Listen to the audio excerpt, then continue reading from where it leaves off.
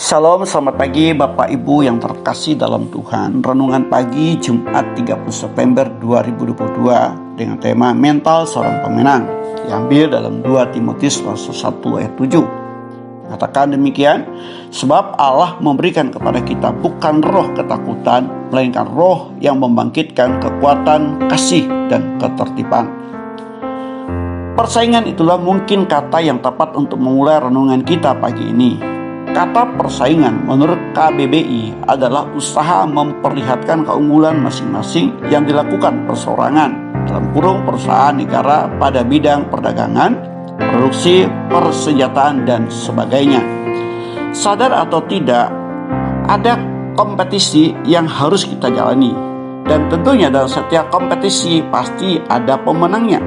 Hal ini berlaku baik dalam kehidupan sekuler maupun dalam kehidupan rohani atau Kristen. Persaingan hidup tidak bisa kita hindari dan harus kita hadapi. Untuk bisa sukses atau menang dalam persaingan, maka diperlukan mental. Kata mental menurut Kamus Besar Bahasa Indonesia bersangkutan dengan watak atau batin manusia dan bukan bersifat tenaga atau fisik. Mental berhubungan dengan karakter kita sendiri, sedangkan pemenang adalah orang atau pihak menang atau orang yang mengalahkan pihak lawan.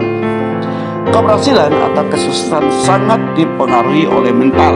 Mental yang kita milikilah yang akan menentukan apakah kita akan menang atau kita menerima kekalahan dalam semua aspek kehidupan yang kita jalani. Dalam kekristenan tentunya tidak asing lagi kita mendengarkan kata lebih daripada menang. Namun, sangatlah tidak wajar kalau kita terus-menerus mengalami kekalahan dalam segala aspek kehidupan. Asal kita pagi ini jelas mengatakan Allah memberikan kepada kita bukan roh ketakutan, melainkan roh yang membangkitkan kekuatan. Jadi jelas bahwa Allah memberikan roh kekuatan kepada orang percaya, bukan roh ketakutan. Dan ini harus menjadi catatan penting dalam kehidupan orang percaya.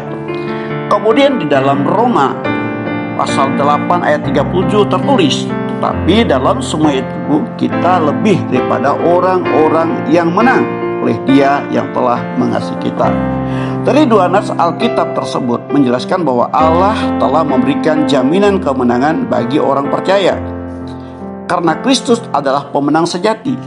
Dia yang telah mati di kayu salib, dikuburkan, dan bangkit pada hari yang ketiga dari antara orang mati. Yesus telah mengalahkan segalanya. Maut telah dikalahkan, kuasa dosa telah dipatahkan, kutuk maut telah dihancurkan, sakit penyakit penderitaan telah dikalahkan, dan Dia sendiri sebagai jaminan yang tak terkalahkan. Inilah menjadi dasar peletakan mental seorang pemenang. Kita bukan orang-orang yang kalah, meskipun kadang kita harus berhadapan dengan masalah dan persoalan. Oleh karena itu, milikilah mental seorang pemenang. Pertama, memiliki keyakinan penuh, optimis. Orang yang kalah selalu pesimis, sedangkan seorang pemenang selalu bersikap optimis dan selalu berkata, aku pasti bisa. Segala perkara dapat kutanggung dalam Dia yang memberikan kekuatan kepadaku. Filipi pasal 4 ayat 13. Kedua, pantang menyerah. Pantang menyerah adalah keadaan di mana seseorang yang dengan gigihnya meraih sesuatu, dan jika gagal maka ia akan mengulanginya sampai dia berhasil dan tanpa ada kata menyerah. Sebuah pujian yang mengatakan, ku tak akan menyerah pada apapun juga sebelum ku coba semua yang ku bisa. Saya lagu ini menunjukkan mental seorang pemenang. Sangat ironis kalau kita bisa dan hafal menyanyikan lagu ini, namun kemudian kita menyerah, kalah. Ketiga, mengandalkan Tuhan. Yeremia 17 ayat 5 dan 7 mengatakan, terkutuklah orang yang mengandalkan manusia dan yang mengandalkan kekuatan sendiri. Diberkatilah orang yang mengandalkan Tuhan, yang menaruh harapannya pada Tuhan. Bapak Ibu, saudara yang dikasihi Tuhan, milikilah mental seorang pemenang, yaitu selalu optimis, pantang menyerah, dan yang terpenting adalah andalkan Tuhan dalam setiap persoalan masalah yang kita hadapi. Bersama Yesus pasti menang.